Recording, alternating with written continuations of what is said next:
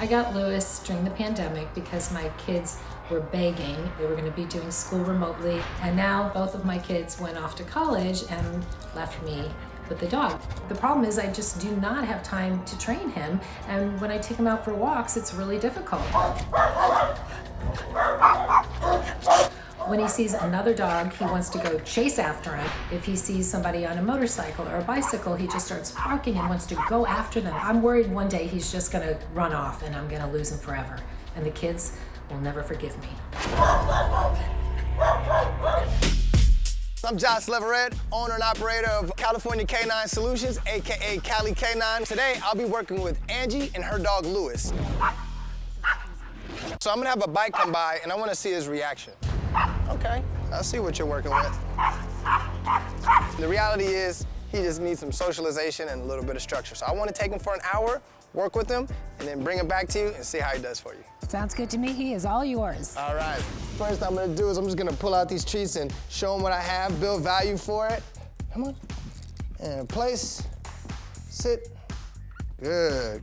You want to make sure the dog is socialized around new people, around dogs, around skateboards. So I'm going to work on keeping him engaged and focused on me while Isaiah brings his distractions in. Good. Good. And it's very important that I just support Lewis and let him know, oh, no big deal, buddy. So now we're gonna introduce Slash, bring in my dog, that's a control dog. So what I'm gonna do is I'm gonna just go ahead and bring him around. He's just fearful, and this is why he's overcompensating. So what I'm gonna do is just create some trust here. Yeah, pick him up. And I'm just gonna give him a lot of love. We're getting closer. Good job. Hi, how'd it go? It went fantastic. He's such a fast learner. We worked on several different distractions, so we're just gonna give you an example with the bikes. So we really wanna keep him motivated, and indirectly, we expose him gradually to where it becomes no big deal. We just have him come right next to him. Good.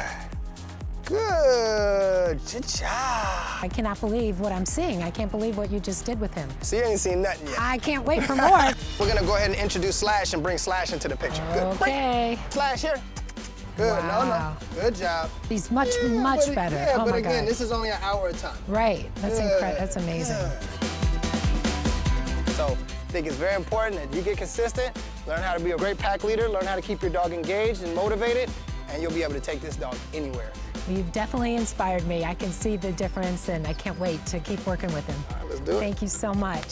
So, Angie, were you surprised? I really was. I couldn't believe it. I mean, I've just been taking the dog, for walks, and he just goes nuts when he sees a big dog or, bicycle. And then within like an hour, I go over and meet Joss, and I'm like, what have you done? I mean, it was incredible, I thought. I'm just not used to, working with dogs because we haven't had a dog until recently. What did you do during this hour?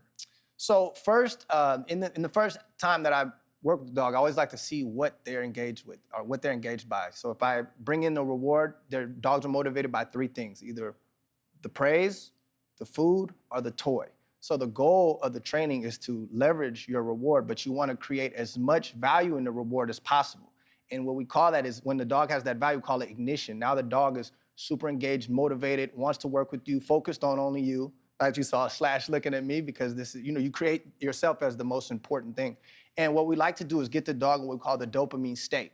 So if you have a nervous dog or a distracted dog, the whole goal is to get them to engage. So if they're nervous, they're gonna hyper-focus on something that they think is the monster is coming out. And if they're distracted, they're gonna wanna go say hi to everything. So you have to be the most attractive thing to the dog. And once you get that dog in the dopamine state, we start engaging in new behaviors. So we do simple things like you see the platform box that I do. So I'll teach the dog a place. And I'll create that as a safe space for the dog. And the dog will then learn sit, down, stand on the box. They'll come heel into the box. They'll recall into the box. So all these places are very safe places for the dog.